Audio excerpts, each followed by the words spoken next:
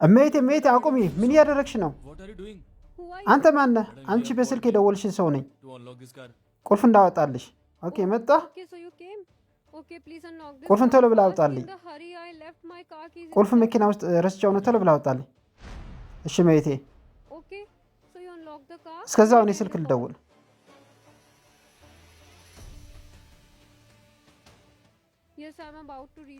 ወደ ፍርድ ቤት እየመጣሁ ነው ያለሁት። ቁልፍ የመኪና ውስጥ በስህተት ረስቼ ነው። እናት ዘግቶብኝ ነው። አይ ቁልፍ የሚያወጣ ሰው ጠርቻለሁ። እባክህ ትንሽ ደቂቃ ብቻ ቆያቸው። ትንሽ ጊዜ ብቻ ቆያቸው። ዛሬ ውሳኔ ካልተወሰንልህ በጣም ነው የማዝነው። እባክህ ለትንሽ ጊዜ ብቻ ሰዎችን አቆያቸው። እየመጣ ነው ያለሁት። እስካሁን አልተከፈተም። ጊዜ እኮ ወሰድክ። እመቤቴ ተረጋጊ። እኔ የ5 ዓመት ልምድ አለኝ። ከፍተዋለሁ። የ5 ዓመት ልምድ? ታዲያ ለምንድን ነው እስካሁን ይዘገየው? አይ ቁልፍ እንደዚህ ማልፈጥ ነው። ቁልፉ እንዳይሰበርብሽ ብዬ ነው። የሆነ ሆኖ ቶሎ ብላ አውጣልኝ። ቶሎ ካላወጣልኝ ክፍያን አልፈጽምልም።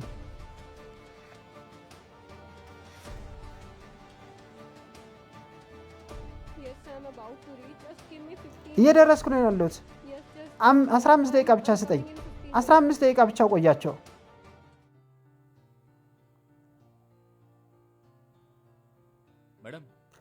እመቤቴ ተከፍቷል።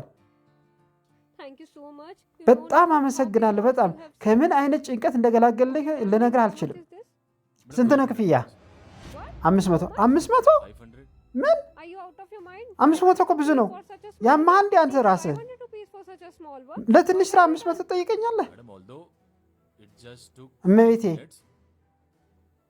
5 ደቂቃ ብቻ እኮ ነው የሰራው። እኔ እኮ ይህን ስራ ልምድ ለማካበት 5-6 ዓመት ነው የፈጀብኝ። አንቺ ግን የሚታይሽ የ5 ደቂቃ ልፋት ነው የሚታይሽ። 100 ነው የሚበቃ። አይ እመቤቴ አይሆንም። እኔ እኮ ሌላ ስራ ትቼ ነው ወደ አንቺ የመጣሁት። 100 መሆኑ ብትነግሪኝ ኖሮ አልመጣም ነበረ። 500 ነው ክፍያዬ። 500 ነው ክፍያዬ። 100 ማትቀበል ከሆነ ከዚህ መሄድ ትችላለህ። ምን ሆናችሁ ነው? ትንሽ ደቂቃ 5 ደቂቃ ብቻ ሰርቶልኝ 500 ይጠይቀኛል?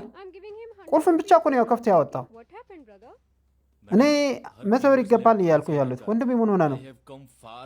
እመቤቴ እኔ እኮ ቁልፍ ተዘግቶባት አውጥቼላት ነው። ሌላ ስራ ትቼ ነው የመጣሁት። ክፍያ 500 ነው። እሷ ግን 100 ልስጥ እያለች ነው ያለችው። እና ክፍያዋ እንዴ ለምንድን ነው የምከፍለው? ትንሽ ነገር እኮ ነው ያደረገልኝ። 500 አልከፍለውም። ቁልፍ ማውጣት ብቻ ነው እኮ የሰራው፣ ሌላ ነገር አላደረገም።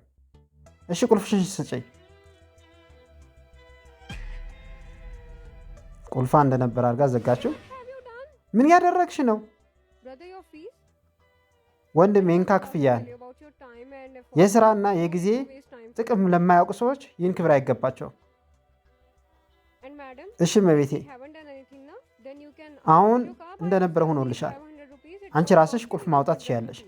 500 ብቻ ሳይሆን 100 ማትከፊል። ከቤት ሰራተኛ ጀምሮ በቢሮም በሌላ ቦታም ያሉ የእኛ ከቤታች ያሉ ሰራተኞቻችን ምን ያክል ቫልዩ ነው የምንሰጣቸው፣ ምን ያክል ጥቅም እንደሚሰጥ እናውቃለን። ደወለች፣ ያው የምትፈልገው ነገር አጣቸው ማለት ነው። ስለዚህ እነሱ ከፈጣሪ የሰጡት ስጦታዎች ናቸው እና ክብር ለሚገባቸው ክብር እንስጥ።